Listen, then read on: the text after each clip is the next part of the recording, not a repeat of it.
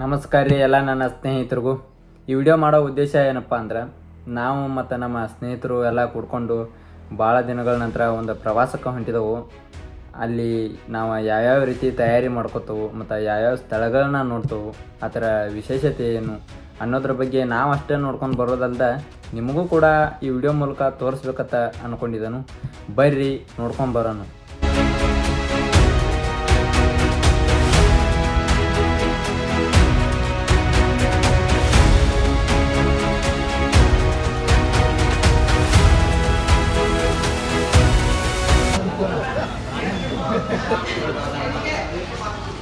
ನಾವು ನಮ್ಮ ಗ್ಯಾಂಗ್ ಎಲ್ಲ ಚಹಾ ಕುಡಿಯತ್ತವು.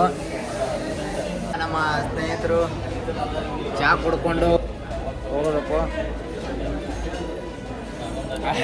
ಏನು ಮಾಡ್ರು ಎಲ್ಲಿ ಹೋದ್ರು ಮಾತ್ರ ಚಹಾ ಮಾತ್ರ ಬೇಕಾಗಬೇಕು. ಚಹಾ ಇಲ್ದ್ರೆ ನಮ್ಮ ಕೆಲಸ ಬಿಸಿ ತಗೋರ ಅದನ್ನ ತಗೋ ಜಗಳ ಕೈಚಾಡಿ ಚಹಾ ತರ ನೋಡಪ್ಪ ಇವ್ರೆ. ಈಗ ಎರಗಟ್ಟಿಂದ ಡೈರೆಕ್ಟ್ ಹೋಗೇ ಬಿಡೋದಿನ್, ಎಲ್ಲಿ ನಿಲ್ಲೋದಿಲ್ಲ, ಸ್ಟಾಪ್ ಅಲ್ಲ. ಈಗ ಊಟ ಗಿಂಟ ಮಾಡ್ಕೊಂಡು ನೋಡ್ರಪ್ಪ ನಮ್ಮ ಗಾಡಿ ಅಲ್ಲಿ ಒಂದು ನಿಂತೈತಿ ಡೆಡ್ ಬಾಡಿ. ಬಸನ ರೊಕ್ಕ ಕೊಡಾಗ್ರ ಕೈ ಚಾಡಿ ಸಾತಾರ ನೋಡಪ್ಪ ಅಂಟಿ ತಿನ್ನಾಕ ಇವ್ರ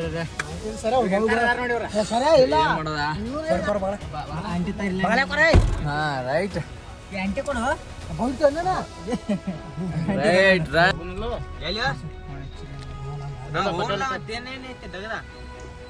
चल मेरे गौड़ा टिक टिक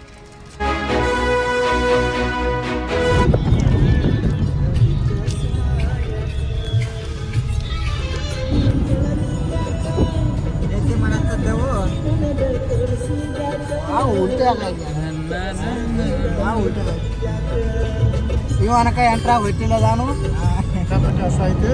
ಹೊಸ ಐತಿ ಚುಮ್ಮರಿ ತಿನ್ನೋದನ್ನ ಬಾದಾಮಿ ಸನಕ್ ಬರೋದೈತಿ. ಅಲ್ಲಿ ತನಕ ಚುಮ್ಮರಿ ತಿನ್ಬೇಕು ನೋಡಪ್ಪ. ಈಗ ಜಸ್ಟ್ ಬಾದಾಮಿಗೆ ಬಂದವು, ಬಾದಾಮಿ ಇಲ್ಲೇ ಮುಂದೆ ಕಾಣತೈತಿ. ಅವರೆಲ್ಲರೂ ಎಚ್ಚೆತ್ತುಕೊಳ್ಬೇಕು, ಹೇಳ್ಬೇಕು. ನಾವೀಗ ಬಂದವು ಬಾದಾಮಿಗೆ. ಎಲ್ಲಾರು ಹೇಳ್ರಪ್ಪ, ಬಾದಾಮಿ ಚಾಲುಕ್ಯರ ರಾಜಧಾನಿ ನೋಡ್ಕೊಂಬರೋಣ ಹೇಳ್ರಿ. ನಮ್ಮ ದೋಸ್ತರು ನಾವೆಲ್ಲ ಬಂದವಪ್ಪ ಈಗ ಬಾದಾಮಿಗೆ. ಏನು ಕಲ್ಲು ಅಲ್ಲಿ ಮ್ಯಾಲ ಹೋಗ್ಬೇಕು.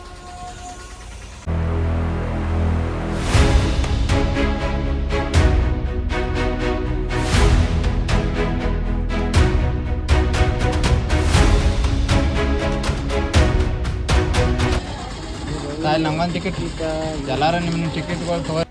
ಜಗತ್ತನ್ನೇ ಅಚ್ಚರ ಮೂಡಿಸಿದ ಕರ್ನಾಟಕದ ಈ ಸ್ಥಳ ಚಾಳುಕ್ಯ ಮಹಾ ಸಾಮ್ರಾಜ್ಯದ ರಾಜಧಾನಿಯಾಗಿ ಮೆರೆದ ಬಾದಾಮಿ ಬಾಗಲಕೋಟೆ ಜಿಲ್ಲೆಯ ಐತಿಹಾಸಿಕ ಪ್ರಸಿದ್ಧ ಸ್ಥಳ. ಕಾಲವನ್ನೇ ಎದುರಿಸಿ ನಿಂತಿರುವ ಈ ಕಲ್ಲುಗಳು ಕೇವಲ ಬಂಡೆಗಳಲ್ಲ, ಅವು ಚಾಳುಕ್ಯರ ಶೌರ್ಯದ ಜೀವಂತ ಸಾಕ್ಷಿಗಳು. ಇದು ಬಾದಾಮಿ ಕೋಟೆ. 1500 ವರ್ಷಗಳ ಹಿಂದೆ ಕ್ರಿಸ್ತಶಕ 6ನೇ ಶತಮಾನದಲ್ಲಿ ಬಾದಾಮಿ ಕೇವಲ ಒಂದು ಊರಾಗಿರಲಿಲ್ಲ, ಅದು ಇಡೀ ದಕ್ಷಿಣ ಭಾರತವನ್ನೇ ನಡುಗಿಸಿದ ವಾತಾಪಿ ಚಾಳುಕ್ಯರ ರಾಜಧಾನಿ. ಈ ದಟ್ಟವಾದ ಬೆಟ್ಟಗಳ ಮೇಲೆ ಕಟ್ಟಿದ ಈ ಕೋಟೆ ರಕ್ಷಣೆಗೆ ಅಲ್ಲ, ಅದು ಒಂದು ಅದ್ಭುತವಾದ ಯುದ್ಧ ತಂತ್ರ. ಕಡಿದಾದ ಬಂಡೆಗಳು, ಕಿರಿದಾದ ದಾರಿಗಳು, ಶತ್ರು ಸೈನ್ಯಕ್ಕೆ ಭಯ ಹುಟ್ಟಿಸುವ ಗುಪ್ತ ಮಾರ್ಗಗಳು. ಇಲ್ಲಿನ ಪ್ರತಿಯೊಂದು ಮೆಟ್ಟಿಲು ಒಂದು ಶೌರ್ಯದ ಕತೆ ಹೇಳುತ್ತದೆ. ಕಾವಲು ಗೋಪುರಗಳ ಮೇಲೆ ನಿಂತು ಚಾಲುಕ್ಯ ಯೋಧರು ದೂರದ ದೃಶ್ಯಗಳನ್ನೇ ಗಮನಿಸುತ್ತಿದ್ದರು. ರಾಜಧಾನಿಯ ಪ್ರತಿಯೊಂದು ಚಲನವಲನ ಈ ಕೋಟೆಯ ಕಣ್ಗಾವಲಿನಲ್ಲಿತ್ತು. ಶತ್ರು ಬಾದಾಮಿಗೆ ಕಾಲಿಡಬೇಕೆಂದರೆ ಈ ಬೆಟ್ಟವನ್ನು ಹತ್ತಬೇಕು, ನಂತರ ಕೋಟೆಯನ್ನು ದಾಟಬೇಕು, ಆಮೇಲೆ ಚಾಲುಕ್ಯರನ್ನು ಎದುರಿಸಬೇಕು. ಆದರೆ ಅದು ಶತ್ರುಗಳಿಗೆ ಕೇವಲ ಕನಸಾಗಿ ಉಳಿಯುತ್ತಿತ್ತು, ಏಕೆಂದರೆ ಇದು ಅತ್ಯಂತ ಚಾಣಾಕ್ಷತನದಿಂದ ನಿರ್ಮಿಸಿದ ಅಭೇದ್ಯ ಕೋಟೆ. ಇದು ಕೇವಲ ಒಂದು ಕೋಟೆ ಅಲ್ಲ, ಇಡೀ ಸಾಮ್ರಾಜ್ಯದ ರಕ್ಷಣಾ ಕವಚ. ಈ ಕೋಟೆಯ ಉತ್ತಂಗದಿಂದ ಕೆಳಗೆ ನೋಡಿದರೆ ಹಸಿರು ಅಗಸ್ತ್ಯ ತೀರ್ಥ, ಕಲ್ಲಿನಲ್ಲಿ ಕೆತ್ತಿದ ಗುಹೆಗಳು, ಇಡೀ ಬಾದಾಮಿ ನಗರ ಒಂದೇ ದೃಶ್ಯದಲ್ಲಿ ಕಾಣುತ್ತದೆ. ಆ ದೃಶ್ಯ ನೋಡಿದಾಗ ಒಮ್ಮೆ ಈ ಬೆಟ್ಟಗಳ ಮೇಲೆ ನಿಂತಿದ್ದ ಚಾಲುಕ್ಯರ ಮಹಾಯೋಧರ ಹೆಜ್ಜೆ ಗುರುತುಗಳು ಇನ್ನೂ ಇಲ್ಲೇ ಉಳಿದಂತೆ ಅನ್ನಿಸುತ್ತದೆ. ಇಮ್ಮಡಿ ಪುಲಿಕೇಶಿಯಂತಹ ಮಹಾಪರಾಕ್ರಮಿಗಳು ಈ ಮಣ್ಣಿನಲ್ಲೇ ನಡೆದಾಡಿದ್ದರು. ಈ ಗಾಳಿಯಲ್ಲಿ ಅವರ ವಿಜಯ ಪತಾಕೆ ಹಾರಿದೆ. ಕಾಲಚಕ್ರ ಉರುಳಿತು, ಸಾಮ್ರಾಜ್ಯಗಳು ಮಣ್ಣಾದವು, ರಾಜರು ಯೋಧರು ಇತಿಹಾಸ ಪುಟ ಸೇರಿದರು. ಆದರೆ ಈ ಕೋಟೆ ಮಾತ್ರ ಇಂದಿಗೂ ಅಲುಗಾಡದೆ ನಿಂತಿದೆ. ಸಂಜೆ ಹೊತ್ತು ಗಾಳಿ ಬೀಸಿದಾಗ ಈ ಗೋಡೆಗಳು ಇನ್ನೂ ಪಿಸುಗುಡುವಂತೆ ಅನ್ನಿಸುತ್ತದೆ. ಒಮ್ಮೆ ಇಲ್ಲಿ ಅಜೇಯವಾದ ಸಾಮ್ರಾಜ್ಯವಿತ್ತು ಎಂದು. ಇದು ಬಾದಾಮಿ ಕೋಟೆ, ಶಿಲೆಯೊಳಗೆ ಅಚ್ಚುತ್ತಿದ್ದ ಚಾಲುಕ್ಯರ ಮರೆಯಲಾಗದ ಶಕ್ತಿ. ಕನ್ನಡದ ಕರಿಮಣ್ಣಿನಿಂದ ಬಂದವನು. ನನ್ನ ತಾಯಿ ಕೌಶಿಕ ಕನ್ನಡ, ನನ್ನ ತಂದೆ ಮುಕುಟೇಶ್ವರ ಕನ್ನಡ, ನನ್ನ ಭಾಷೆ ಕನ್ನಡ, ನನ್ನ ಧರ್ಮ ಕನ್ನಡ. ಜಯ ಜಯ ಚಾಲುಕ್ಯ ಚಕ್ರೇಶ್ವರ. ಇಲ್ಲೇ ನೋಡ್ರಿ KD ಸಿನಿಮಾ ಶೂಟಿಂಗ್ ಆದದ ಅಂತಮ್ಮ ಜೋಡತ್ತಕ್ಕನೋ ಹಾಡಿ ಶೂಟಿಂಗ್ ಮಾಡಿದ್ದ ನೋಡ್ರಿ. ಹಿಂಗೆ ಏರ್ ಬರ್ತಾರ ಧ್ರುವ ಸರ್ಜಾ ಅವರು. ಇಲ್ಲೇ ಮಾಡಿದ್ದು ಶೂಟಿಂಗ್. ಕಡ ಭಾಳ ಐತಿ.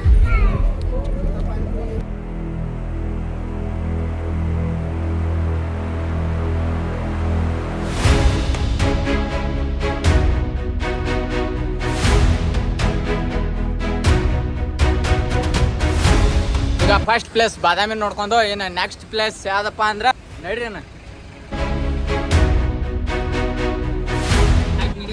ಈಗ ಬನಶಂಕರಿ ತಾಯಿಯ ಆಶೀರ್ವಾದ ತಗೊಂಡು ಬರೋಣ ಬರ್ರಿ ಎಲ್ಲರೂ. ಬರ್ರಿಪ್ಪ ಬನಶಂಕರಿ ತಾಯಿ ಆಶೀರ್ವಾದ ತಗೊಂಡು ಬರೋಣ ಬರ್ರಿ. ಬಾದಾಮಿಯಲ್ಲಿ ನೆಲೆಸಿರುವ ಬನಶಂಕರಿ ತಾಯಿಯು ಬಾದಾಮಿ ಚಾಲುಕ್ಯರ ಕುಲದೇವತೆ ಆಗಿದ್ದಾಳೆ.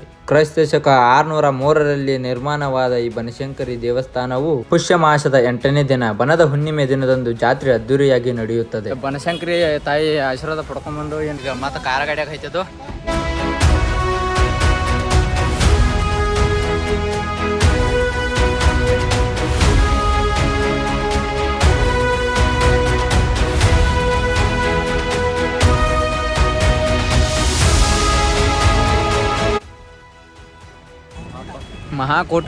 ಮಹಾಕೂಟ ನೋಡ್ಕೊಂಡು ಬರೋಣ. ಶ್ರೀ ಕ್ಷೇತ್ರ ಮಹಾಕೂಟ ದಕ್ಷಿಣ ಕಾಶಿ. ಇಲ್ಲಿ ಮಹಾಕೂಟೇಶ್ವರ ಸ್ವಾಮಿ ದೇವಸ್ಥಾನವಿದೆ. ಪುರಾತನ ದೇವಾಲಯಗಳ ಶಿಲ್ಪ ಸೌಂದರ್ಯವನ್ನ ಮತ್ತು ಪಾವನವಾದ ಪುಷ್ಕರಣಿಯನ್ನ ಇಲ್ಲಿ ನಾವು ನೋಡಬಹುದು. ಮಹಾಕೂಟ ದಕ್ಷಿಣ ಕಾಶಿ ಎಂದು ಪ್ರಸಿದ್ಧವಾಗಿರುವ ಈ ಕ್ಷೇತ್ರ ಬಾದಾಮಿಯಿಂದ 14 ಕಿಲೋಮೀಟರ್ ದೂರ ಕ್ರಮಿಸಿದ್ರೆ ಮಹಾಕೂಟವನ್ನು ಕಾಣಬಹುದು. ಜಲ ಹಾಗೂ ವನಸಿರಿಗಳಿಂದ ಕೂಡಿದ ಈ ಕ್ಷೇತ್ರ ಜನರ ಮನ ಸೆಳೆದಿದೆ. ನಾನಾ ಲಿಂಗಗಳ ಕೂಟವಾದ ಈ ಕ್ಷೇತ್ರ ಮಹಾಕೂಟ ಎಂದು ಕರೆಯಲ್ಪಡುತ್ತದೆ. ದಕ್ಷಿಣ ಕಾಶಿ ಮಹಾಕೂಟ.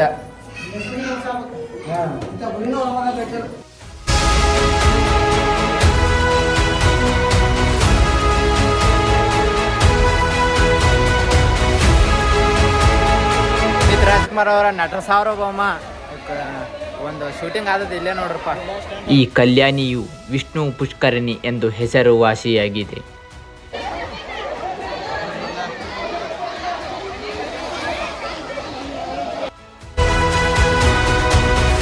ಶಿವ, ವಿಷ್ಣು, ಗೌರಿ, ಸರಸ್ವತಿ, ವೀರಭದ್ರ ಇನ್ನಿತರ ದೇವತೆಗಳ ಅಪೂರ್ವ ಶಿಲ್ಪಕಲೆ ಇಲ್ಲಿ ಪ್ರಮುಖವಾಗಿದ್ದಾವೆ. ಕ್ರಿಸ್ತಶಕ 602ರಲ್ಲಿ ಚಾಲುಕ್ಯರ ಮಂಗಳೇಶನು ತನ್ನ ಯುದ್ಧದ ವಿಜಯಗಳ ನೆನಪಿಗಾಗಿ ಇಲ್ಲಿ ಅನೇಕ ಶಿವಲಿಂಗಗಳ ದೇವಾಲಯಗಳನ್ನು ಕಟ್ಟಿಸಿದ್ದಾನೆ. ಚಾಲುಕ್ಯರ ಕಾಲದ ಕ್ರಿಸ್ತಶಕ 6ನೇ-7ನೇ ಶತಮಾನದ ಪ್ರಸಿದ್ಧ ಪವಿತ್ರ ಶೈವ ಕ್ಷೇತ್ರವಾಗಿದೆ. ಇದು ಮಹಾಕೋಟೇಶ್ವರ ಸ್ವಾಮಿಯ ಶ್ರೀ ಕ್ಷೇತ್ರ ಮಹಾಕೂಟ ದಕ್ಷಿಣ ಕಾಶಿ.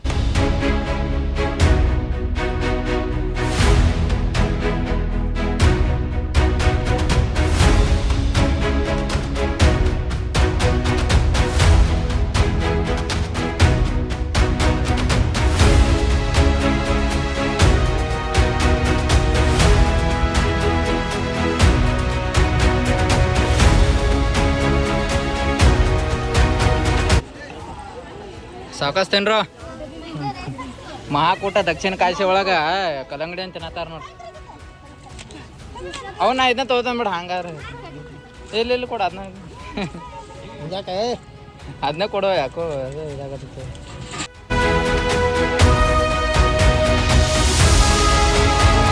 ಈಗ ಪಟ್ಟದ ಕಲ್ಲುಗೆ ಬಂದವ. ಪಟ್ಟದ ಕಲ್ಲು ನೋಡ್ಕೊರೋಣ ಬನ್ನಿ.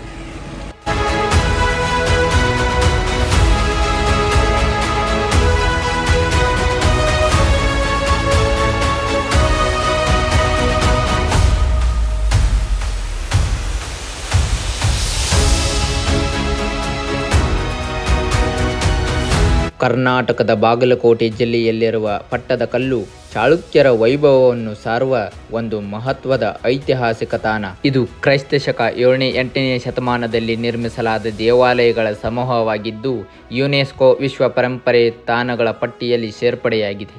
ಪಟ್ಟದಕಲ್ಲು ಅನ್ನುವ ಹೆಸರು ಪಟ್ಟಾಭಿಷೇಕದ ಕಲ್ಲು ಎಂಬ ಅರ್ಥವನ್ನು ನೀಡುತ್ತದೆ.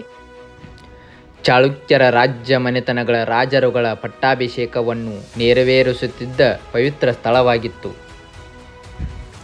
ಇಲ್ಲಿನ ವಾಸ್ತುಶಿಲ್ಪವು ಉತ್ತರ ಭಾರತದ ನಾಗರ ಶೈಲಿ ಮತ್ತು ದಕ್ಷಿಣ ಭಾರತದ ದ್ರಾವಿಡ ಶೈಲಿ ಮಿಶ್ರಣವನ್ನು ಒಳಗೊಂಡಿರುವುದರಿಂದ ಇದು ಭಾರತೀಯ ವಾಸ್ತುಶಿಲ್ಪದ ಇತಿಹಾಸದಲ್ಲಿ ವಿಶಿಷ್ಟ ಸ್ಥಾನವನ್ನು ಪಡೆದಿದೆ. ಇಲ್ಲಿ 10 ಪ್ರಮುಖವಾದ ದೇವಾಲಯಗಳನ್ನು ನೋಡಬಹುದು. ವಿರೂಪಾಕ್ಷ ದೇವಾಲಯ, ಭವ್ಯವಾದ ದೇವಾಲಯ. ಕ್ರಿಸ್ತಶಕ 745ರಲ್ಲಿ ಚಾಳುಕ್ಯರ ರಾಣಿ ಲೋಕಮಹಾದೇವಿ ತನ್ನ ಪತಿಯ ವಿಕ್ರಮಾದಿತ್ಯ ಎರಡೂರು ಕಾಂಚಿ ಮತ್ತು ಕಾಂಚೀಪುರಂ ಪಲ್ಲವರ ಮೇಲಿನ ವಿಜಯದ ಸ್ಮರಣಾರ್ಥವಾಗಿ ಈ ದೇವಾಲಯವನ್ನು ನಿರ್ಮಿಸಿದಳು. ಹೀಗೆ ಮಲ್ಲಿಕಾರ್ಜುನ ದೇವಾಲಯ, ಸಂಗಮೇಶ್ವರ, ಕಾಶಿ ವಿಶ್ವನಾಥ, ಗಲಗನಾಥ, ಜೈನನಾರಾಯಣ, ಪಾಪನಾಥ, ಜಂಬುಲಿಂಗ, ಕಡಸಿದ್ದೇಶ್ವರಗಳಂಥ ಅನೇಕ ದೇವಾಲಯಗಳನ್ನು ಇಲ್ಲಿ ಕಾಣಬಹುದು.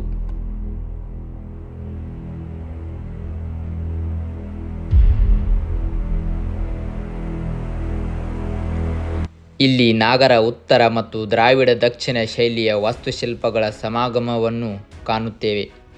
ದೇವಾಲಯಗಳ ಗೋಡೆಗಳ ಮೇಲೆ ಪುರಾತನ ಕಥೆಗಳು, ದೇವರ ಮತ್ತು ಮನುಷ್ಯರ ಚಿತ್ರಗಳು, ಸುಂದರವಾದ ಕೆತ್ತನೆಗಳು ಮತ್ತು ಶಿಲ್ಪಗಳನ್ನು ಕೆತ್ತಲಾಗಿದೆ. ಈ ದೇವಾಲಯಗಳು ಚಾಳುಕ್ಯರ ಆಳ್ವಿಕೆಯ ಕಾಲದಲ್ಲಿ ಕಲೆ ಮತ್ತು ವಾಸ್ತುಶಿಲ್ಪದ ಉತ್ತುಂಗವನ್ನು ತೋರಿಸುತ್ತವೆ.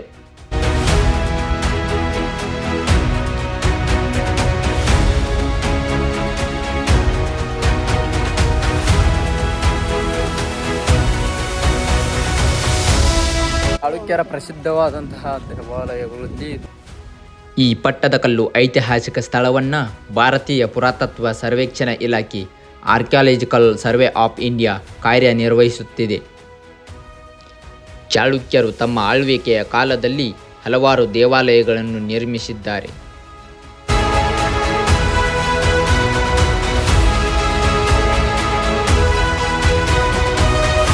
ಪಟ್ಟದಕಲ್ಲು ನೋಡ್ಕೊಂಡು ಹೊರಗೆ ಬಂದು ಇವನು ಊಟ ಮಾಡ್ಕೊಂಡ ಹೋಗೋನು. ಬರೀ ಎಲ್ಲೈತೇಳ ಚಲೋ ಹಬ್ಬಕ್ಕೆ ಒಂದು ಕಡಿಮೆ ಖರ್ಚಾಗಿರುವಂಥ ಒಂದು ಹೋಟೆಲ್ ಹುಡುಕ್ರಪ್ಪ.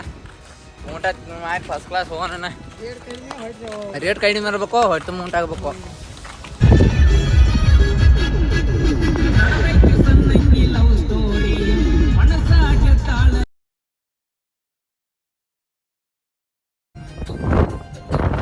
ಒಳ್ಳೆ ನೋಡಿದೋ ಏನ ಕೂಡಲ ಸಂಗಮ ದೇವ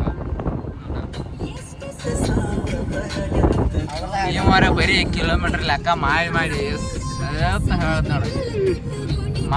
ಮಾಡ ಎಷ್ಟು ಕಡಿಮೆ ಆಗ್ತದೆ ಅಷ್ಟು ನಮ್ಗೆ ಎಷ್ಟು ನೋಡಿ ತೋರಿಸಲ್ಲ, ಇಲ್ಲಿ ಲೈವ್ ಆಗಿ ತೋರಿಸ್ಬೇಕು.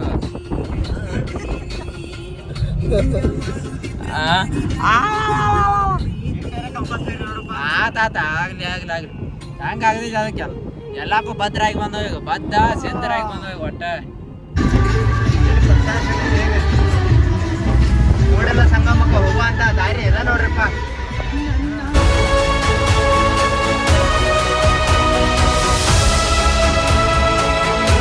ಈಗ ನಾವು ಬಂದವು 30 ಕಿಲೋಮೀಟರ್ ಕೂಡಲ ಸಂಗಮಕ್ಕೆ ಬಂದವು.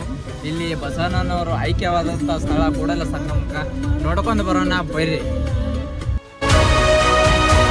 ತಲೆಗಾಲಿಟ್ಟು ಹೇಳ್ರಪ್ಪ, ಇಲ್ಲಿ ಕೂಡಲ ಸಂಗಮಕ್ಕೆ ಬಂದಿರಿ ನೋಡ್ರಿ. ಈಗ ನಾವು ಕೂಡಲ ಸಂಗಮಕ್ಕೆ ಬಂದವು. ಇಲ್ಲಿ ಮಲಪ್ರಭಾ ಮತ್ತು ಕೃಷ್ಣ ಎರಡು ಸಂಗಮವಾದಂಥ ಸ್ಥಳ. ಇಲ್ಲಿ ಕೂಡಲ ಸಂಗಮ ಬಸವಣ್ಣವರು ಐಕ್ಯವಾದಂಥ ಸ್ಥಳ. ಬಸವಣ್ಣನವರ ಕೂಡಲ ಸಂಗಮ ಬಾಗಲಕೋಟೆ ಜಿಲ್ಲೆಯ ಹುನಗುಂದ ತಾಲೂಕಿನಲ್ಲಿ ನಾವು ಕಾಣಬಹುದು. ಕೃಷ್ಣ ಮತ್ತು ಮಲಪ್ರಭಾ ನದಿಯ ಸಂಗಮಿಸುವ ಈ ಕ್ಷೇತ್ರ ಕೂಡಲ ಸಂಗಮ. 12ನೇ ಶತಮಾನದಲ್ಲಿ ಜಾತಿ ಪದ್ಧತಿಯನ್ನು ಹೋಗಲಾಡಿಸಿದ ಮಹಾದಾರ್ಶನಿಕ ಗುರು ಬಸವಣ್ಣ.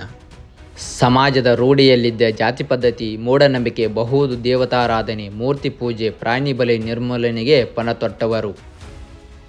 ಅವರ ಮಾತು ಧ್ವನಿಯಾಗಲಿಲ್ಲ, ಒಂದು ಚಳವಳಿಯಾಯಿತು.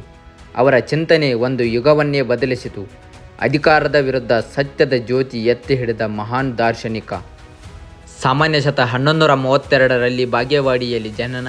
ತಂದೆ ಮಾದರಸ, ತಾಯಿ ಮಾದಲಾಂಬಿಕೆ. ಚಿಕ್ಕ ವಯಸ್ಸಿನಲ್ಲೇ ವೇದ, ವ್ಯಾಕರಣ, ತರ್ಕಶಾಸ್ತ್ರ ಅಧ್ಯಯನ. ನಂತರ ಕೂಡಲ ಸಂಗಮಕ್ಕೆ ತೆರಳಿ ಜಾತವೇದ ಮುನಿಯ ಬಳಿ ವಿದ್ಯಾಭ್ಯಾಸ. ಕಲಚೂರಿ ಅರಸ ಬಿಜ್ಜಳನ ಆಸ್ಥಾನದಲ್ಲಿ ಕರಣಿಕರನಾಗಿ ನೇಮಕ. ನೀಲಾಂಬಿಕೆ ಹಾಗೂ ಗಂಗಾಂಬಿಕೆಯರ ಜೊತೆ ವಿವಾಹ. ಶಕ್ತಿ ವಿಶಿಷ್ಟಾದ್ವೈತ ಸಿದ್ಧಾಂತ ಪ್ರತಿಪಾದನೆ. ಅನುಭವ ಮಂಟಪ ಸ್ಥಾಪನೆ. ಕೂಡಲ ಸಂಗಮ ದೇವ ಎಂಬ ಅಂಕಿತದೊಂದಿಗೆ 5000 ವಚನಗಳ ರಚನೆ. ಸಾಮಾನ್ಯ ಶತ 1168ರಲ್ಲಿ ಕೂಡಲ ಸಂಗಮ ದೇವರಲ್ಲಿ ಐಕ್ಯರಾದರು.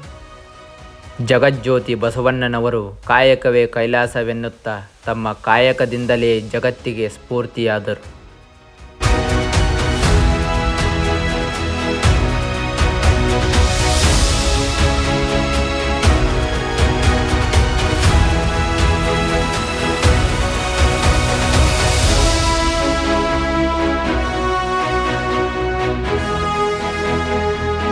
ಸಂಗಮ ನೋಡ್ಕೊಂಡು ಇನ್ನು ಊಟ ಮಾಡಿ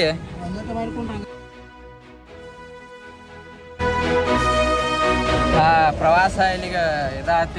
ಇವತ್ತಿನ ಪ್ರವಾಸ ಏನು ಗಡತ್ತಾಗ ಸ್ವಲ್ಪ ಊಟ ಮಾಡೋಣ್ರಿ ಅಲ್ಲ ನಾನು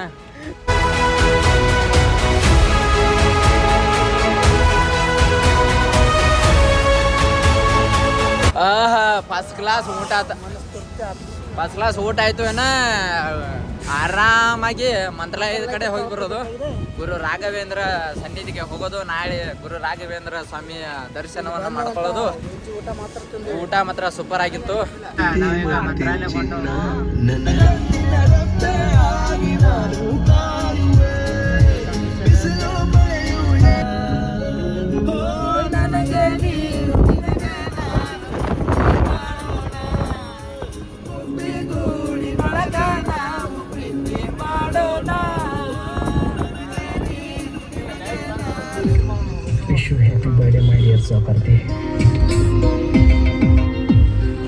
ಇಳಪ್ಪ ಇಳು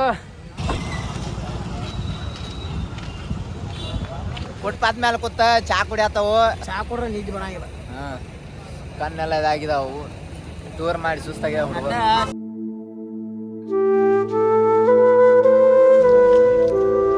ಇನ್ನೊಂದು 40 ಕಿಲೋಮೀಟರ್ ಮಂತ್ರಾಲಯ ರೀಚ್ ಆಗ್ತಾವ.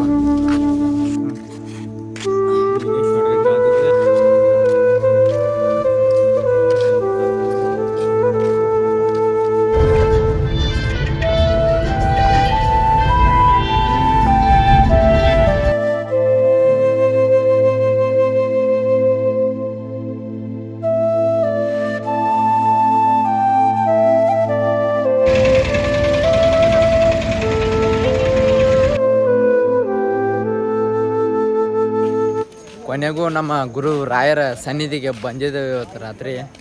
ನಾಳೆ ಬೆಳಿಗ್ಗೆ ಎದ್ದು ನಮ್ಮ ರಾಯರ ದರ್ಶನ ಮಾಡ್ಕೊಂಡು ಹೋಗೋದು. ನೋಡು ಎಲ್ಲಾರು ಫಸ್ಟ್ ಕ್ಲಾಸ್ ಮಲ್ಕೊಂಡಾರು. ಮಂತ್ರಾಲಯಕ್ಕೆ ಬಂದ ಕೇಸ್ ಫಸ್ಟ್ ಕ್ಲಾಸ್ ರೂಮ್ ಹಿಡ್ದ ಮಲ್ಕೊಂಡ್ಬಿಟ್ಟು ಇನ್ನು ಬೆಳಿಗ್ಗೆ ಎದ್ದ ಫ್ರೆಶ್ ಆಗಿ ದರ್ಶನಕ್ಕೆ ಹೋಗೋದ ಒಂದ ಬಾಕಿ. ನೋಡ್ರಿ ಮಲ್ಕೊಂಡು ಅಂತೇಳಿ ಹೇಳ್ಬೇಕು.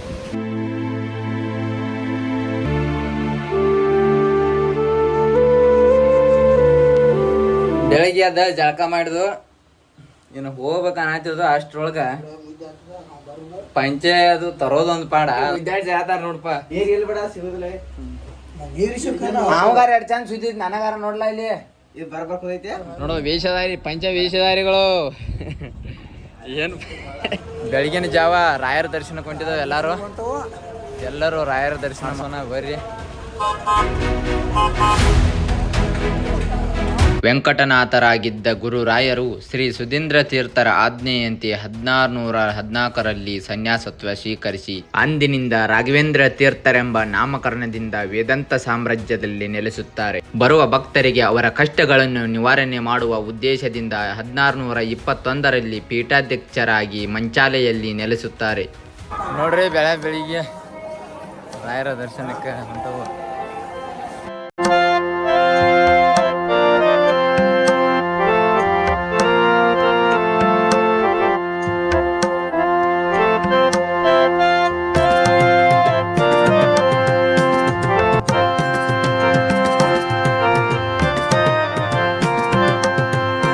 ಗುರು ರಾಯರು 1671ರಲ್ಲಿ ಜೀವಂತ ಸಮಾಧಿಯಾಗಿ ಮುಂದಿನ 700 ವರ್ಷಗಳವರೆಗೆ ಮಂತ್ರಾಲಯದಲ್ಲಿ ಬರುವ ಭಕ್ತರಿಗೆ ನೆರವು ನೀಡುವೆ ಎಂದು ಭರವಸೆ ನೀಡಿದ್ದಾರೆ.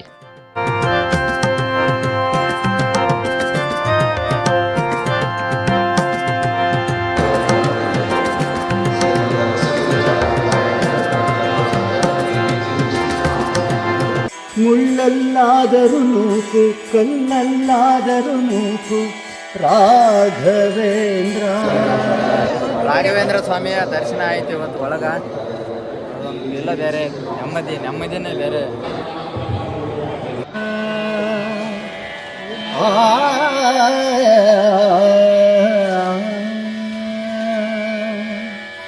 ಮುಳ್ಳಲ್ಲಿ ಮುಳ್ಳಾಗಿ ಕಲ್ಲಲ್ಲಿ ಕಲ್ಲಾಗಿ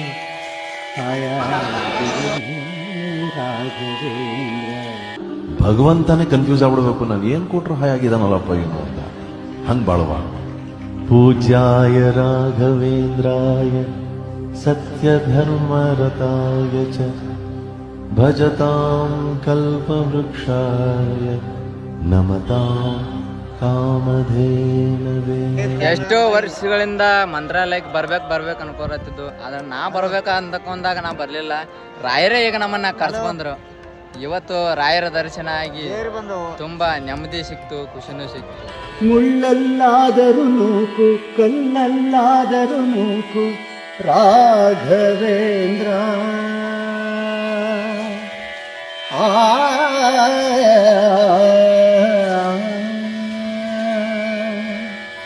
ಮುಳ್ಳಲ್ಲಿ ಮುಳ್ಳಾಗಿ ಕಲ್ಲಲ್ಲಿ ಕಲ್ಲಾಗಿ ನೋಡ್ರಿ ರಾಯರ ದರ್ಶನ ಪಡ್ಕೊಂಡು ಎಲ್ಲಾರು ಬಂದು ಈಗ ತೆಗೆತಾರೋ ಬ್ಯಾಗ್ ತಗೋಬೇಕು. ಈಗ ಬ್ಯಾಗ್ ಗುರು ರಾಘವೇಂದ್ರ ಸ್ವಾಮಿ ಅವರ ದರ್ಶನ ಮಾಡ್ಕೊಂಡು ಬಂದು ಈಗ ತುಂಬಾ ನೆಮ್ಮದಿ ಇರುವಂತ ಜಾಗ. ಭಾಳ ವರ್ಷದಿಂದ ಬರ್ಬೇಕು ಅನ್ನೋದು ಒಟ್ಟ ಬರಾಕ ಆಗಿರ್ಲಿಲ್ಲ. ರಾಯರ್ ಈಗ ನಮ್ಮನ್ನ ಯಾವತ್ತು ಕರ್ಸ್ಕೊಂಡ್ರು. ಬ್ಯಾಗ್ ತಗೊಂಡು ಏನ ಗಾಡಿಗೆ ಹತ್ತೊಂಬರ್ರಿ.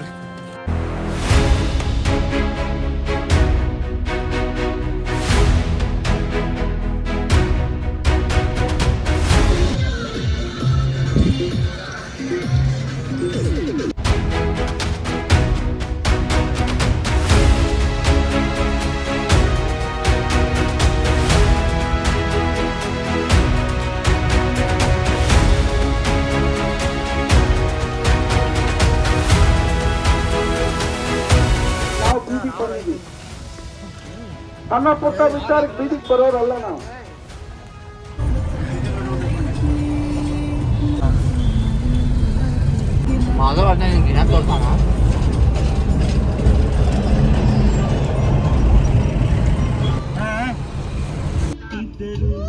ಜೈ ಆಂಜನೇಯ.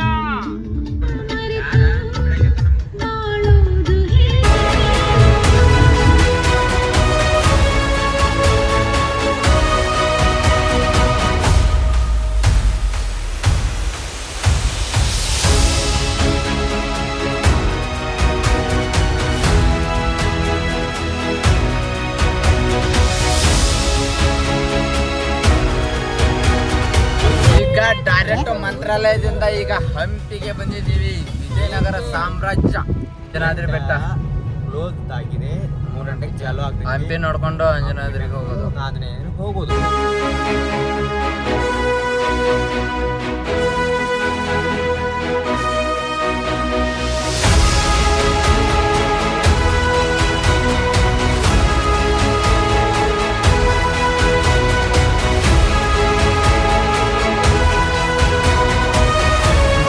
ನೋಡ್ಕೊಂಡ್ ಬರೋ ಬೈರಪ್ಪ ಎಲ್ಲಾರು ಹೋಗಿ ಹಂಪಿಗೆ ಬಂದು ಇವಾಗ. ಜಗತ್ತಿನ ಒಂದು ಶ್ರೀಮಂತ ಸದೃಢ ಸಾಮ್ರಾಜ್ಯ ನೆಲೆಯೂರಿದ್ದ ಬಳ್ಳಾರಿ ಜಿಲ್ಲೆಯ ಹೊಸಪೇಟೆ ತಾಲೂಕಿನಲ್ಲಿದ್ದ ಈ ಐತಿಹಾಸಿಕ ನೆಲಕ್ಕೆ ಕಾಲಿಟ್ಟರೆ ಅದೆಂತವರಿಗೂ ಒಂದು ಕ್ಷಣ ಹೃದಯ ಕಂಪಿಸುತ್ತೆ. ತುಂಗಭದ್ರಾ ನದಿ ದಂಡೆ ಮೇಲಿರುವ ಹಂಪಿ ವಿಜಯನಗರ ಸಾಮ್ರಾಜ್ಯ. ಇಲ್ಲಿನ ವೈಭವವನ್ನ, ಈ ಸಾಮ್ರಾಜ್ಯದ ಹುಟ್ಟಿ ಬೆಳೆದ ಯಶೋಗಾಥೆ ಕಥೆಗಳನ್ನ ಕೇಳಿ ಆ ಕಲ್ಪನೆಯಲ್ಲಿ ಈ ಮಣ್ಣಿನ ಪಾದ ಸ್ಪರ್ಶ ಮಾಡಿದರೆ ಹಾಳು ಹಂಪಿ ಅನ್ನೋ ಹೆಸರನ್ನು ಹೊತ್ತ ಈ ಭವ್ಯ ಸಾಮ್ರಾಜ್ಯದ ಅಳಿದುಳಿದ ಐತಿಹಾಸಿಕ ಕುರುಹುಗಳು ಕಾಣಸಿಗುತ್ತೆ. ಅಂದಿನ ವೈಭವವನ್ನ ಕಣ್ತುಂಬಿಕೊಳ್ಳುವ ಭಾಗ್ಯ ದೊರಕಲಿಲ್ಲವಲ್ಲ ಅನ್ನೋ ನೋವು ಕಾಡುತ್ತೆ.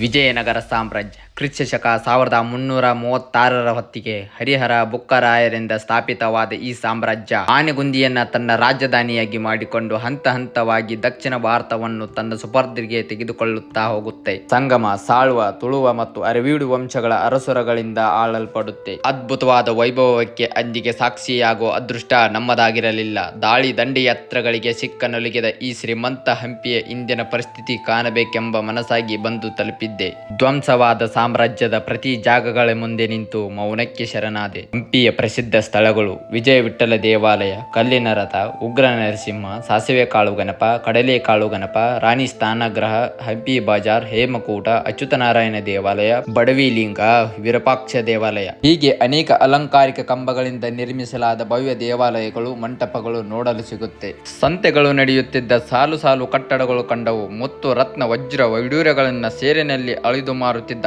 ಈ ಬಾಜಾರುಗಳು ಬೀದಿಗಳಲ್ಲಿ ಸಾಗಿದ ನಂತರ ಈ ಜಾಗ ಅಂದಿಗೆ ಜನರಿಂದ ತುಂಬಿ ಹೋದ ಕಲ್ಪನೆಗಳು ಮನದಲ್ಲಿ ಹಾದು ಹೋದವು. ಇಲ್ಲಿದ್ದ ಅಪಾರವಾದ ಸಂಪತ್ತಿನಿಂದಲೇ ಈ ಸಾಮ್ರಾಜ್ಯ ಅಂದಿಗೆ ಅನೇಕ ದಾಳಿಗಳನ್ನು ಎದುರಿಸಬೇಕಾಯಿತು. ಇಲ್ಲಿನ ಐಶ್ವರ್ಯ ಮತ್ತು ಸೌಕರ್ಯಗಳನ್ನು ಕಂಡು ಬಹುಮನಿ ಸುಲ್ತಾನರು ಹುಬ್ಬೇರುತ್ತಿತ್ತು. ಒಂದೆಡೆ ಈ 5 ವಂಶಗಳ ಹಲವಾರು ರಾಜರುಗಳು ತಮ್ಮ ಕಾಲದಲ್ಲಿ ವಿಜಯನಗರ ಸಾಮ್ರಾಜ್ಯದ ಬಲವೃದ್ಧಿಸುತ್ತಾ ಹೋದಂತೆ ಮತ್ತೊಂದೆಡೆ ಬಹುಮನಿ ಸುಲ್ತಾನರ ದಾಳಿಗಳು ಹೆಚ್ಚುತ್ತಾ ಹೋಗಿತ್ತು. ಅವರೆಲ್ಲ ಅಟ್ಟಹಾಸ ಮೆಟ್ಟಿ ವಿಜಯನಗರ ಸಾಮ್ರಾಜ್ಯವನ್ನು ಉತ್ತುಂಗಕ್ಕೇರಿಸಲು ಆ ಒಬ್ಬ ಅರಸನ ಹೆಜ್ಜೆ ಗುರುತು ಈ ಮಣ್ಣಿನಲ್ಲಿ ಬಿದ್ದಿತ್ತು. ಅವನೇ ಕರ್ನಾಟಕ ರತ್ನ ಸಿಂಹಾಸನದ ಈಶ್ವರ ಶ್ರೀ ಕೃಷ್ಣ ದೇವರಾಯ. ಈ ವಿಜಯನಗರದ ಅತ್ಯಂತ ಅಲಂಕೃತವಾದ ದೇವಾಲಯಗಳು ಅನನ್ಯ ಮತ್ತು ಅಸಾಧಾರಣವಾದ ವಿಶಿಷ್ಟ ಬಗೆಯ ವಾಸ್ತುಶಿಲ್ಪದ ಲೋಕದ ಅನಾವರಣ ಅದ್ಭುತವಾಗುತ್ತೆ. ಅಂದಿನ ವೈಭವಕ್ಕೆ ಈ ಸಾಮ್ರಾಜ್ಯ ಎದುರಿಸಿದ ಕ್ರೂರ ದಾಳಿಗಳು ಮೂಕ ಸಾಕ್ಷಿಯಾಗಿ ನಿಂತಿರುವ ಧ್ವಂಸವಾದ ಕೋಟೆ, ಕೊತ್ತಲ, ಕಟ್ಟಡ, ಗುಡಿ, ಗೋಪುರಗಳ ಇಂದಿನ ಪರಿಸ್ಥಿತಿಯನ್ನು ಕಂಡು ಮನಸ್ಸು ಭಾರವಾಗುತ್ತೆ. ಗೋಪುರದ ಕಡೆ ಗಮನ ಹರಿಸಿದರೆ ಸಂಪೂರ್ಣ ಗೋಪುರ ಸುಲ್ತಾನರ ದಾಳಿಯಿಂದ ಧ್ವಂಸವಾಗಿತ್ತು. ಅದರ ಪ್ರತಿ ಮೂಲೆ ಮೂಲೆಯೂ ಕೂಡ ತಿಂಗಳ ಗಂಟಲೆ ಬೆಂಕಿಯಲ್ಲಿ ಹೊತ್ತಿ ಉರಿದ ನೋವಿನ ಕಥೆಯನ್ನ ಸಾರಿ ಹೇಳುತ್ತಿತ್ತು. ಎಂತಹ ಕಲೆ ಇರಬಹುದು ಆ ಕಲ್ಲಿನ ಮೇಲೆ ಸಂಗೀತವನ್ನು ಮೂಡಿಸಿದ ಆ ಶಿಲ್ಪಿಗಳ ಶಿಲ್ಪಕಲೆಯ ಶ್ರೇಷ್ಠತೆ. ಭಾರತೀಯ ಶಿಲ್ಪಕಲೆಯ ಸೊಗಡನ್ನ ಸಾಗುತ್ತಿರುವ ಈ ಮಂಟಪ ಮಂದಿರಗಳ ಕೆತ್ತನೆಗಳನ್ನ ಗಮನಿಸುತ್ತಾ ಹೋದರೆ ತಮ್ಮ ಅದ್ಭುತ ಕಲ್ಪನೆಗಳನ್ನ, ಕಾವ್ಯಗಳನ್ನ, ಗತಿಸಿದ ಇತಿಹಾಸವನ್ನ, ಜನರ ಜೀವನ ಶೈಲಿಯನ್ನ ಕಲ್ಲುಗಳ ಮೇಲೆ ಮೂಡಿಸಿ ಹೋದ ಆ ಮಹಾನ್ ಶಿಲ್ಪಿಗಳ ಕೈಚಳಕ ವಿಸ್ಮಯ ಎಂದೆನಿಸಿತು. ಜಗತ್ತನ್ನ ತನ್ನೆಡೆಗೆ ಸೆಳೆದ ಶ್ರೀಮಂತ ಸಾಮ್ರಾಜ್ಯದೊಳಗಿನ ಅಗಣಿತ ಕೆತ್ತನೆಗಳನ್ನ ಕಾಣುತ್ತಾ ಅವುಗಳ ಹಿಂದಿನ ಕಲ್ಪನೆಗಳನ್ನ ಗಮನಿಸುತ್ತಾ ಇಂದಿಗೆ ಹಾಳು ಹಂಪಿ ಎಂದು ಹೇಳೋ ಈ ವೈಭವ ಹೊಂದಿದ ಸಾಮ್ರಾಜ್ಯ ನೆಲೆಯೂರಿದ್ದ ಈ ನೆಲವನ್ನ ಅಂದಿಗೆ ಈ ಭೂಮಿ ಸಹಿಸಿಕೊಂಡಿತ್ತು ಅಸಂಖ್ಯಾತ ಅಮಾನುಷ ಆಕ್ರಮಣಗಳನ್ನ. ಇಲ್ಲಿ ಕ್ರಮಿಸಿದಷ್ಟು ದೂರ ನಶಿಸಿದ ಐತಿಹಾಸಿಕ ನಿರ್ಮಾಣಗಳನ್ನ ಕಂಡು ಮರಗುವುದಲ್ಲದೆ ಬೇರೆ ಏನಿದೆ. ರಕ್ಷಕರ ಕಲ್ಲಿನ ಅರಮನೆಗಳನ್ನ, ಅರಮನೆಯ ನೆಲುಗಟ್ಟುಗಳನ್ನ, ರಾಣಿಯರ ಗ್ರಹಗಳನ್ನ, ಹಲವು ಧ್ವಂಸಗೊಂಡ ದೇವಾಲಯಗಳನ್ನ ಮತ್ತಿತರ ಗುಡಿ ಗೋಪುರಗಳ ಜೊತೆಗೆ ಅಳಿದುಳಿದ ಈ ಸಾಮ್ರಾಜ್ಯದ ಐತಿಹಾಸಿಕ ಕುರುಹಗಳ ಕಡೆ ನೋಡಿದಾಗ ಮನಸ್ಸೇ ಬೇಸತ್ತು ಹೋಯಿತು. ಶ್ರೀಕೃಷ್ಣ ದೇವರಾಯರ ಯುಗಾಂತ್ಯವಾದ ನಂತರ ಹಲವು ಅರಸರು ಈ ಸಾಮ್ರಾಜ್ಯವನ್ನ ಆಳುತ್ತಾ ಹೋದರೆ ಹಂತ ಹಂತವಾಗಿ ಪ್ರಾಬಲ್ಯ ಕುಂದಿದಂತೆ ಬಹುಮನಿ ಸುಲ್ತಾನರ ಮೈತ್ರಿಯಾಗಿ ದಾಳಿಗೆ ಒಳಸಂಚು ನಡೆದಿತ್ತು. 1565ರ ಹೊತ್ತಿಗೆ ಬಿಜಾಪುರ, ಗೋಲ್ಕೊಂಡ, ಅಹಮದ್ನಗರ, ಬಿದರ್ನ ಸುಲ್ತಾನರ ಒಕ್ಕೂಟ ವಿಜಯನಗರ ಸಾಮ್ರಾಜ್ಯದ ಮೇಲೆ ದಾಳಿಯನ್ನ ಮಾಡುತ್ತೆ. ಕೃಷ್ಣಾ ನದಿ ತೀರದ ರಕ್ಕಸ ತಂಗಡಿಗೆಯಲ್ಲಿ ನಡೆದ ತಾಳಿಕೋಟೆ ಕದನದಲ್ಲಿ ವಿಜಯನಗರ ಸಾಮ್ರಾಜ್ಯ ಸೋಲಪ್ಪಿಕೊಳ್ಳುತ್ತೆ. ಅದನ್ನ ಮುನ್ನಡೆಸಿದ ಹಳೆಯ ರಾಮರಾಯರ ರುಂಡ ರಣಭೂಮಿಯಲ್ಲೇ ಛೇದವಾಗಿ ವಿಜಯನಗರ ಸಾಮ್ರಾಜ್ಯದ ಯುಗಾಂತ್ಯವಾಗುತ್ತೆ. ಎಷ್ಟು ರಾಜ ವೈಭವದಿಂದ ಮೆರೆದಂಥ ಈ ಹಂಪಿ ಒಂದು ವಿಜಯನಗರ ಸಾಮ್ರಾಜ್ಯ ಏನೈತಿ, ಶಾಹಿ ಸುಲ್ತಾನರ ಆಳ್ವಿಕೆಯಿಂದ ಎಲ್ಲನೂ ಸಂಪೂರ್ಣವಾಗಿ ಹಾಳು ಮಾಡಿ ನೋಡಾಕ ಒಂಥರ ಸಂಕಟ ನೋಡ್ರಿ. ಎಲ್ಲ ದೇವಸ್ಥಾನಗಳನ್ನು ನಾಶ ಮಾಡಿದ್ದಾರೆ. ಅಂಥ ವೈಭವವಾದಂಥ ಒಂದು ಸಾಮ್ರಾಜ್ಯ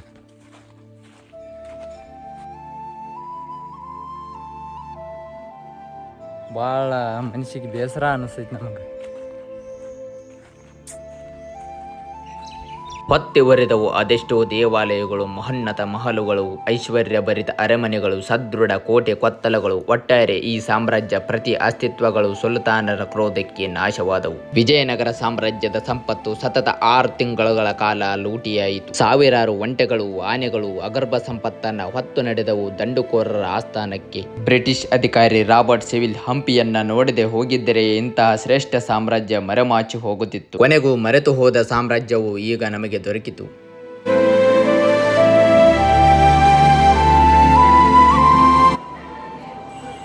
ಹಂಪಿ ಸೂಪರ್.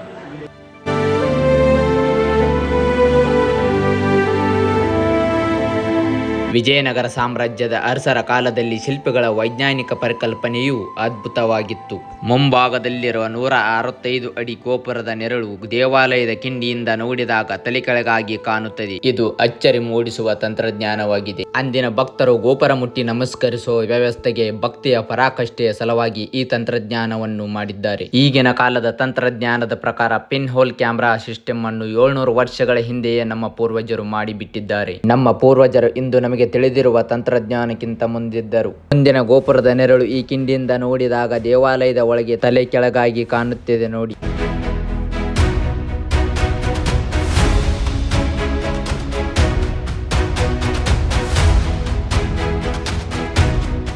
ಹಂಪಿ ನೋಡ್ರಿ, ಅಂಜನಾದ್ರಿ ಬೆಟ್ಟ ನೋಡಕ್ ನೋಡ್ರಿ.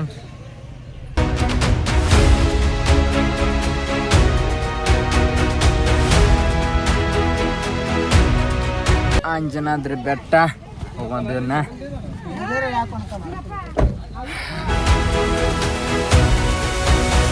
ಅಂಜನಾದ್ರಿ ಪರ್ವತ ತುಂಗಭದ್ರಾ ತಟದಲ್ಲಿ ಹೇಮಕೂಟ, ಮಾತಂಗ, ಋಷ್ಯಮುಖ ಪರ್ವತಗಳಿಗೆ ಹೊಂದಿಕೊಂಡಿರುವ ಗಿರಿಪರ್ವತ. ತ್ರೇತಾಯುಗದ ರಾಮಬಂಟ ಹನುಮಂತನ ಜನ್ಮಸ್ಥಳವಿದು. ಆಂಜನಾದೇವಿ ಕೇಸರಿ ದಂಪತಿಗಳು ಈ ಜಾಗದಲ್ಲಿ ಆಂಜನೇಯನಿಗೆ ಜನ್ಮ ಕೊಟ್ಟಿದ್ದರಿಂದ ಈ ಬೆಟ್ಟ ಅಂಜನಾದ್ರಿ ಬೆಟ್ಟವಾಗಿ ಇರೋದು. 570 ಮೆಟ್ಟಿಲುಗಳನ್ನ ಏರಿ ಅಂಜನಾದ್ರಿ ಜನ್ಮಸ್ಥಳ ಮ್ಯಾಲ 500 ಮೆಟ್ಲುಗಳನ್ನ ಏರ್ಕೊಂಡು ಹೋಗ್ಬೇಕ.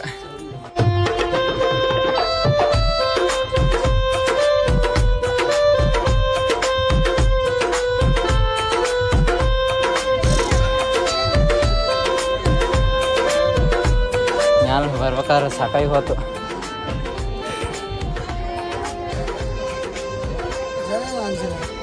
ಆಂಜನೇಯನ ಸನ್ನಿಧಿಗೆ ಮ್ಯಾಲ ಏರ್ಕೊಂಡ್ ಬರ್ಬೇಕಾರನ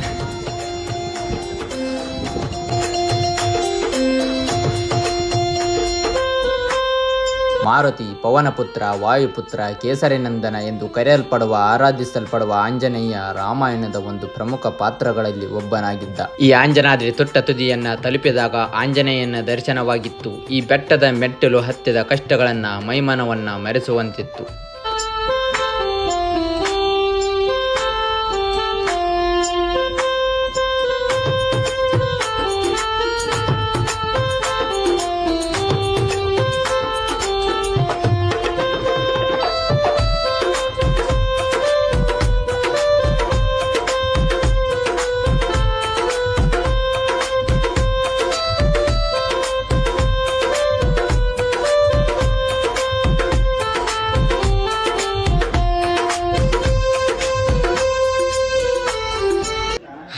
ಅಂಜನಾದ್ರಿ ಜನ್ಮಸ್ಥಳ ಆದಂಥ ಪುಣ್ಯಕ್ಷೇತ್ರನ ದರ್ಶನ ಪಡ್ಕೊಂಡು ಬಂದು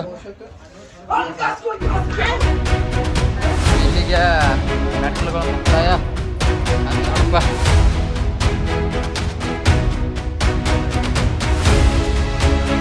ಬರ್ರಿ ಹೋಗೋಣ.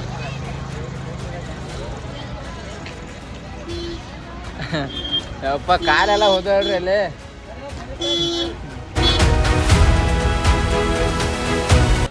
ಎರಡು ದಿನಗಳ ಪ್ರವಾಸ ಮುಗಿತು. ನಡೆದ್ಬಿಡೋದು.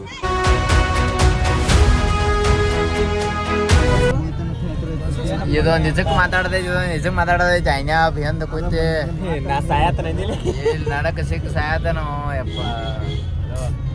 ಬನ್ರಿಪ್ಪ ಫಸ್ಟ್ ಕ್ಲಾಸ್ ಊಟ ಮಾಡ್ಕೋರ್ನು. ಎಲ್ಲಿ ಯಾವ್ದು ಹೋದ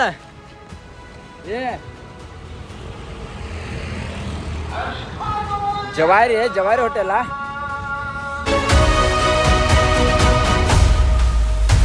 ಎಲ್ಲರ ಸಿದ್ಧತೆ ಮಾಡಿಕೊಂಡು ಕೊಂತರು. ಎಲ್ಲ ಹುಡುಗಗೆ ತೋರ್ತೈತಿ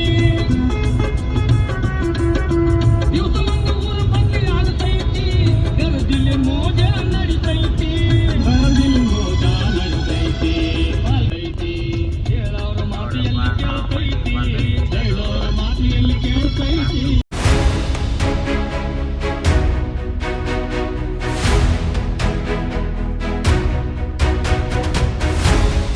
ಎರಡು ದಿನದ ಪ್ರವಾಸ ಅಂತ್ಯ ಆಯಿತು.